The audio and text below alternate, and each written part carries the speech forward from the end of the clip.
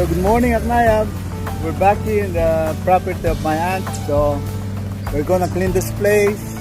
We're gonna remove all those dried leaves. And join me while I do this stuff. There's my brother, he's mowing the lawn. So we do this every now and then, just to clean, just to keep the place clean. And join me while I do my thing.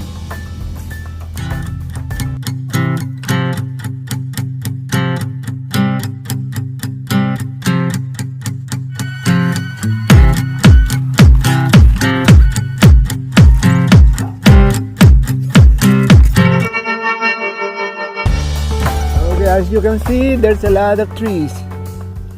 Lot of old trees. These are, I don't know, these are oak trees, some are maple trees, but it looks like a paradise in here. So let me just start my blower and let's do it. Okay, contact, start your engine.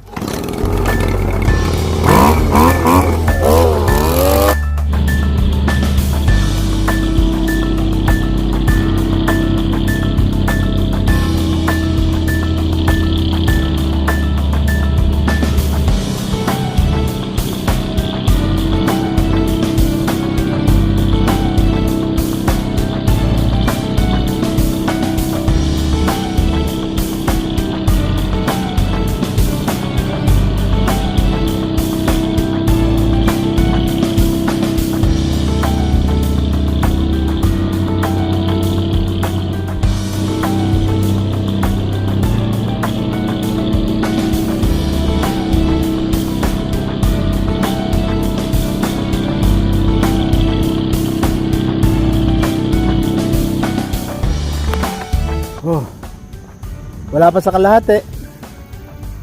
I'm not even halfway to my goal. Okay. Ay.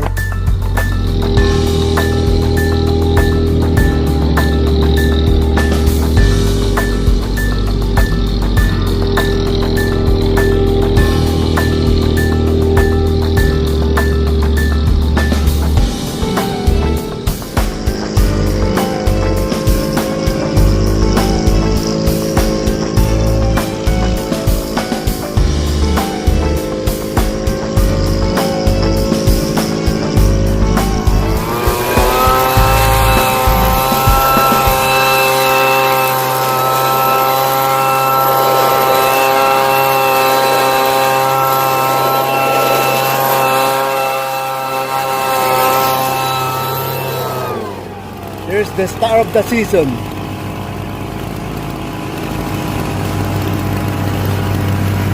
Seryoso, hindi tumitingin.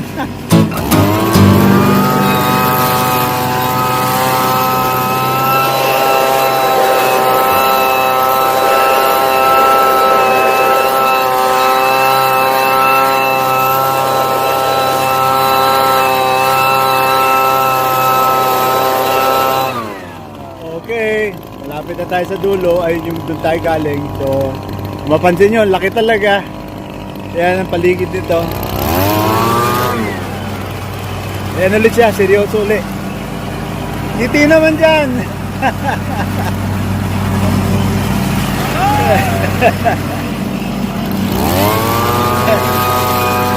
Si Long Ranger.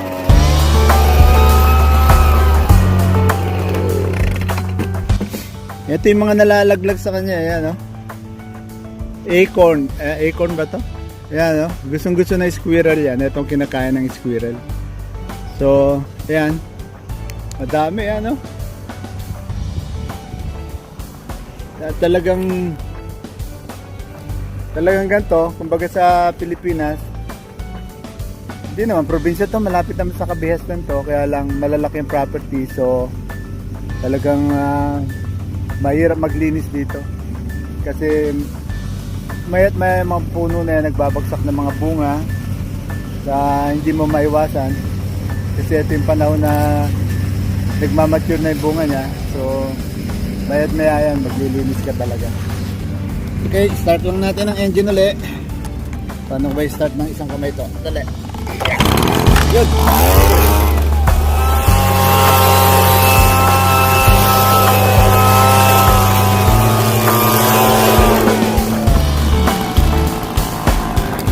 So, ito na yung road nila.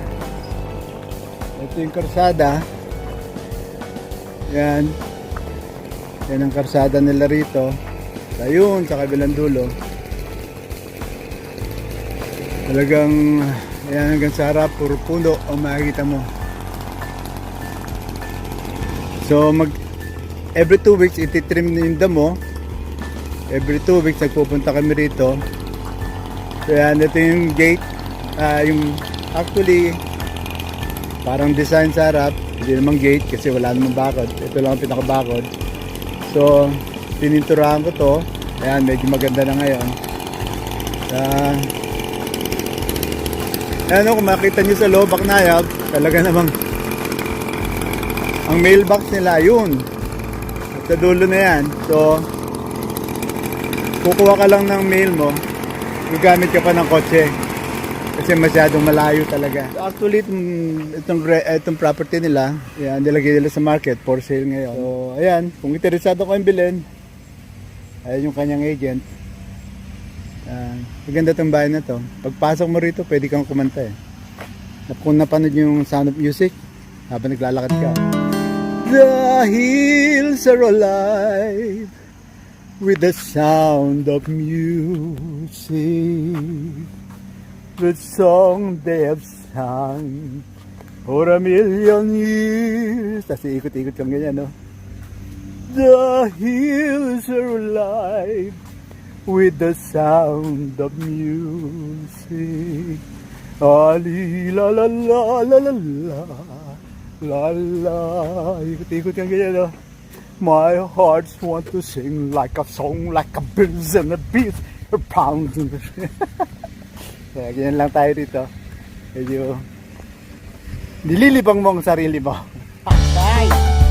Kasi yun, no? Makita nyo, dun. Yung gilid na yan. Yung kabila nila, walang bahay yan.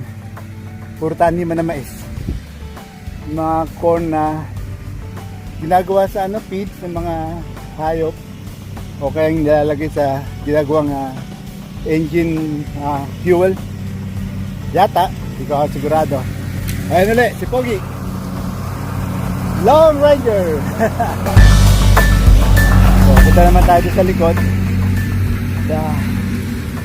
Tignan natin kung ano ating hinaharap doon. So, okay lang yan. Medyo sa totoo lang, masakit na yung balakang ko. Masyado ito yun naman, bakit pa ba pang lalakarin mo? So ayun, doon ako galing ngayon. Ay, whew, yun na, nag-umpisa na sumakit ang rayuman ni Lolo Groovy. Pero ang ganda, oh, kita niyo yung mga puno na yan, oh.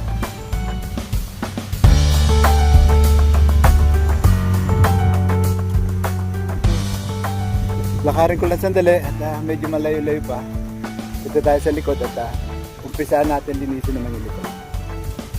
Okay guys, bear with me. Kung malakas-lakas lang ang katawan ko, pati yung mga puno na yan, puputulin ko yan. Kasi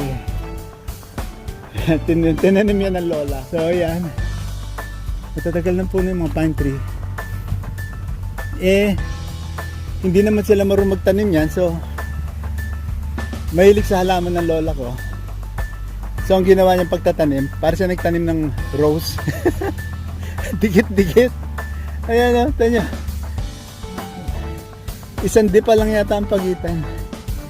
So yan, nung lumaki, nagko-compete na sila. Nag-compete sila sa sustansya ng lupa. So yan, pare-pareho silang talo.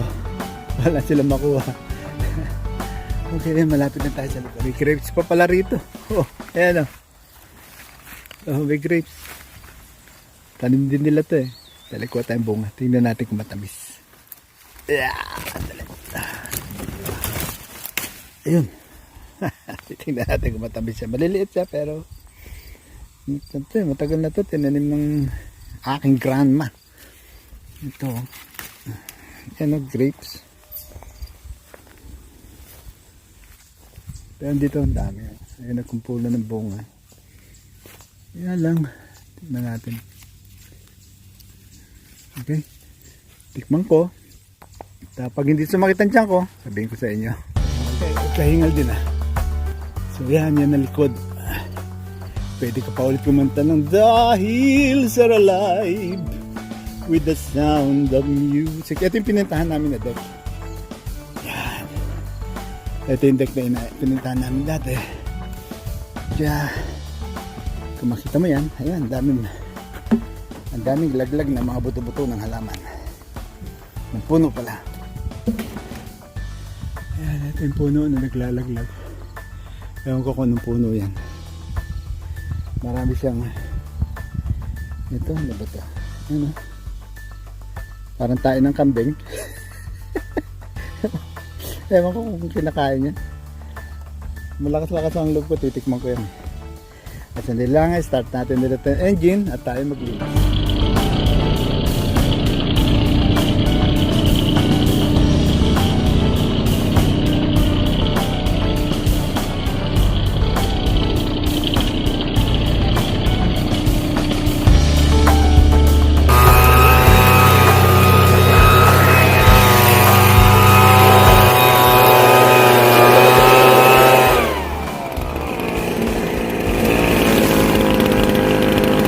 Lang, hindi kaya ng power ng blower. Kailangan walisin. Wala ako na walis.